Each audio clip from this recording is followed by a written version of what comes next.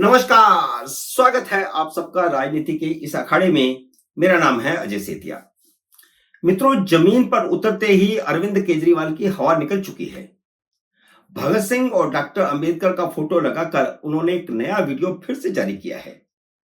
हालांकि वह मुख्यमंत्री नहीं है, लेकिन अपने दोनों तरफ भारत का झंडा वैसे ही लगाया है जैसे मुख्यमंत्री होते हुए लगाते थे, या मुख्यमंत्री पद पर रहते हुए बाकी मुख्यमंत्री या फिर केंद्रीय मंत्री भी लगाते हैं।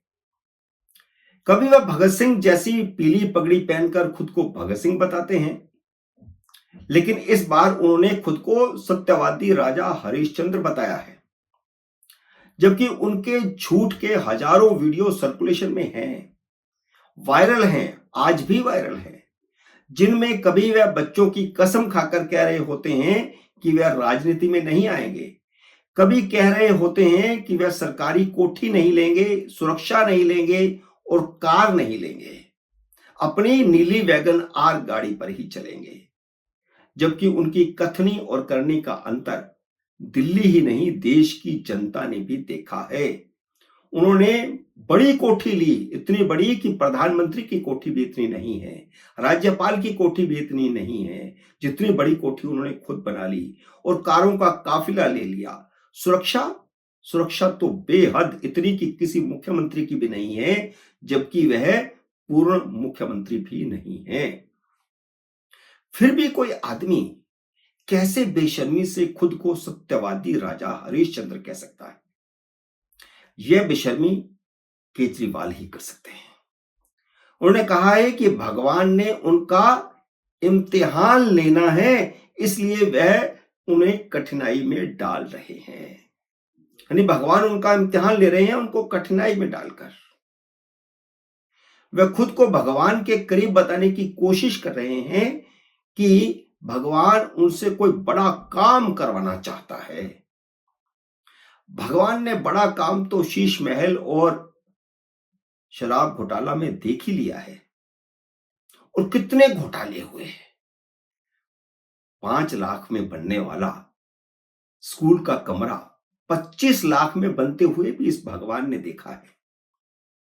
केजरीवाल की हताशा उनके संदेश से साफ झलक रही थी, क्योंकि वह देश भर के लोगों से अपील कर रहे थे कि जैसे उन्होंने 2013 और 2015 में दिल्ली में आम आदमी पार्टी को जिताने के लिए काम किया था, वैसे ही फिर से दिल्ली के लोग जुटे, देश भर से लोग दिल्ली आए और कुछ महीनों के लिए अपने रिश्तेदारों के यहां रह करके आम आदमी पार्टी के लिए काम करें, आम आदमी पार्टी को जिताएं।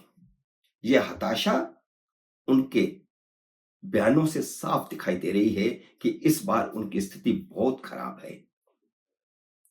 वे जिनसे अपील कर रहे हैं, वे सभी जिन्होंने 2013 में और 2015 में अरविंद केजरीवाल के लिए काम किया या आम आदमी पार्टी के लिए काम किया, वे सभी इस बार केजरीवाल को हराने के लिए एकजुट हो चुके हैं।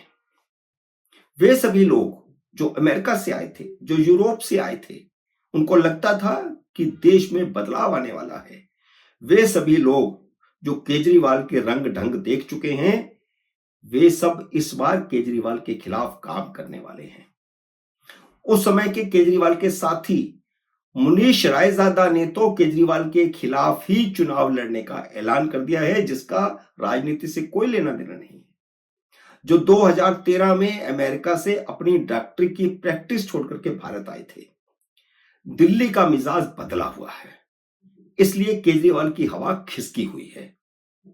दिल्ली का मिजाज देखकर हवा सिर्फ केजरीवाल की नहीं, बल्कि राहुल गांधी की भी निकली हुई है। दोनों में एक समानता है कि दोनों झूठ की राजनीति करते हैं।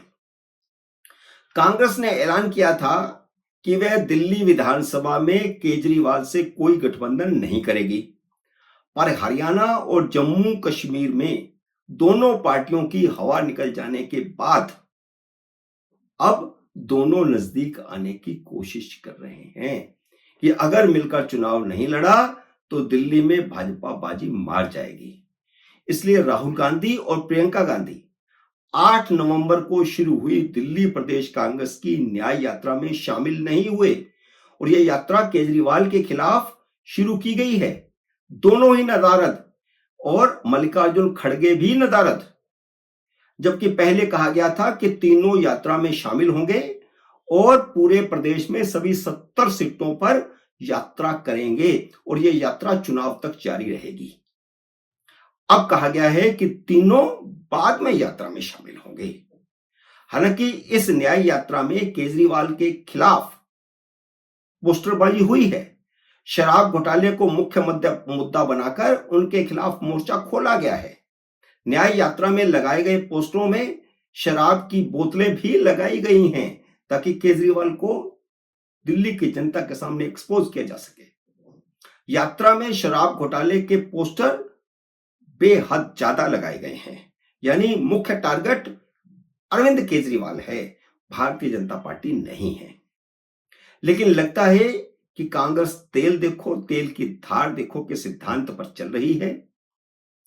राहुल गांधी, प्रियंका गांधी और मल्लिकार्जुन खड़गे की बजाय न्याय यात्रा को हिमाचल प्रदेश के मुख्यमंत्री सुखविंदर सिंह सुक्खू ने हरी झंडी दिखाई। अगर तेल देखो तेल की धार देखो की राजनीति न कर रही होती या उस रणनीति पर न चल रही होती तो प्रियंका गांधी, राहुल गांधी या मल्लिकार्जुन खड़गे में से कोई आता। जबकि सुखविंदर सिंह सुक्खू की दिल्ली में ना तो कोई अहमियत है, ना हिमाचल के वोटरों की इतनी अहमियत है कि उन्हें लाकर के यहां पर खड़ा किया जाए और वह दिल्ली के हिमाचल के वोटरों को दिल्ली में प्रभावित करें। तो दिल्ली में हिमाचल के इतने वोटर भी नहीं है, बल्कि उत्तराखंड के तो ज्यादा वोटर हैं। गांधी समाधि पर सुखविंदर सिंह सुक्खू का भाषण भी हिमाचल की योजनाओं के इर्द गिर्द था, जिसका दिल्ली की समस्याओं या दिल्ली की राजनीति से कुछ लेना देना नहीं है।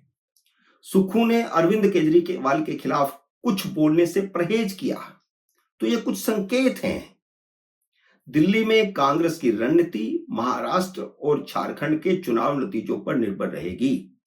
इन दोनों राज्यों में अगर कांग्रेस हारती है और कांग्रेस की लुटिया डूबती है तो कांग्रेस और आम आदमी पार्टी दिल्ली में अस्तित्व की लड़ाई लड़ने के लिए साथ आएंगे।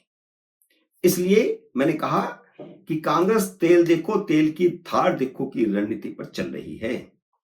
वैसे भी कांग्रेस दिल्ली की 70 सीटों में से सिर्फ 40 सीटों पर टारगेट कर रही है, झुग्गी झोपड़ी इलाकों वाली सीटें और मुस्लिम बहुल वोटरों वाली सीटें।